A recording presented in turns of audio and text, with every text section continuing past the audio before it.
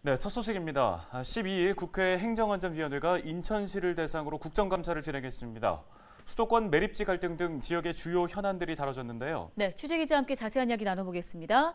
자, 이재필 기자, 일반적으로 지자체 국정감사는 이제 해당 지역 청사에서 진행이 되는데 올해는 코로나19 때문에 국회에서 진행이 됐죠? 네, 맞습니다. 지자체 국정감사는 2년마다 진행이 되는데요.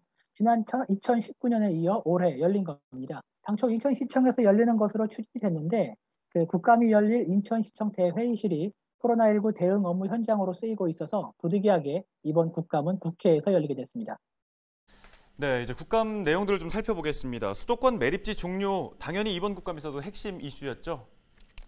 맞습니다. 인천시가 2025년 수도권 매립지 종료를 추진 중이죠. 박남춘 인천시장은 수도권 매립지 종료 의사를 이번 국감 현장에서도 강력히 밝혔습니다. 특히 법적으로 수도권 지역의 경우 2026년부터 쓰레기 직매립이 금지되는데요. 지자체에서 소각시설 등 쓰레기 처리 설비를 갖출 수밖에 없는 만큼 서울시와 경기도도 자연스럽게 쓰레기 발생지 처리 원칙을 지킬 수밖에 없을 것이다 라고 강조했습니다. 예, 수도권 매립지를 종료하고 지역별로 쓰레기 처리 시설을 갖춰야 한다는 주장을 이번 국감에서 다시 한번 피력한 건데, 자, 서울시와 경기도의 생각은 좀 다른 것 같습니다. 국감에서도 이에 대한 질의가 있었습니까? 네, 맞습니다. 양기태 국회의원의 질의였는데요. 수도권 매립지 사자 합의 조항에 만약 대체 매립지가 조성되지 못할 경우 수도권 매립지의 잔여 부지 중 15%를 추가로 사용할 수 있다는 내용이 담겨 있는데 이걸 바탕으로 이야기한 겁니다. 실제로 서울시와 경기도는 지난 1월과 5월 두 차례에 거쳐서 폐기물 매립지 조성을 위해 공고를 냈는데 모두 불발이 된 바가 있습니다.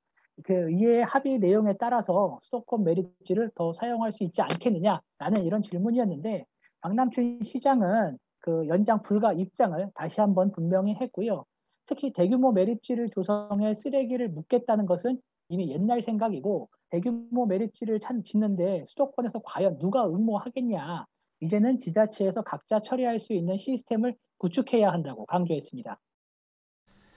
네, 알겠습니다. 이어서 다음 지역 현안 좀 짚어보겠습니다. 인천시에서 최근에 모든 인천 시민에게 일상회복 지원금을 지급하겠다, 이런 얘기를 했었습니다. 이번 내용도 국감에서 다뤄진 거죠?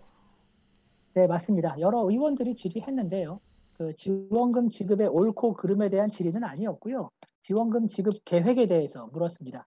이에 박남천 인천시장은 코로나19를 딛고 일상이 회복되는 시점에서 그동안 애쓴 시민들에게 위로금 형식으로 지원할 계획이라고 이렇게 밝혔는데요.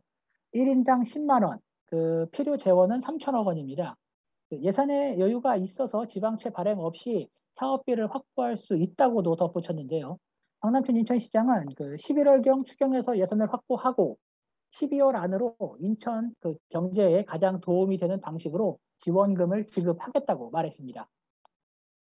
네, 또 인천시의 공공의료 확충 방안도 이번 국감의 주요 이슈 중에 하나지 않았습니까? 네, 맞습니다. 그 인천은 공항과 항만이 있는 대한민국의 관문이지만 감염병 전문 병원 등 공공의료 시설은 굉장히 부족하죠. 이에 대한 인천시 차원의 대응을 이제 요구한 건데요. 인천시는 서울대병원과 지역 공공보건의료 역량 강화를 위한 업무 협약을 체결한 바 있죠. 감염병 등 국가 재난 대응 의료 시설 확충과 공공의료 발전 정책 협의체 구성 등의 두 기관이 서로 협력하기로 약속했는데요. 이와 함께 인천시는 제2 인천의료원 건립을 위한 용역도 추진 중에 있습니다. 이뿐 아니라 정부의 감염병 전문 병원 유치를 위해 지역 정치권과 시민사회도 한 목소리를 내고 있는 상황인데요.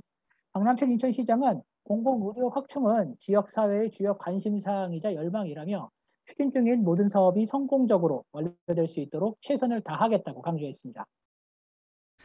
네, 지금까지 인천시 국정감사에 대한 이야기 들어봤습니다. 이재필 기자였습니다.